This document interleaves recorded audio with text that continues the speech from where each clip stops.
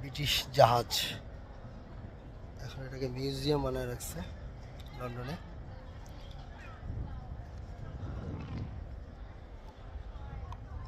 দেখি আর কি কি আছে।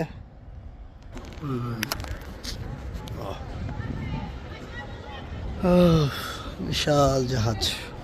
আর এখানে ঘোড়ার গাড়ি আছে, বসার জন্য প্লেস আছে। বাহ, ঘোড়ায় কি সুন্দর করে টোকো টোকো টোকো টোকো করে যাচ্ছে।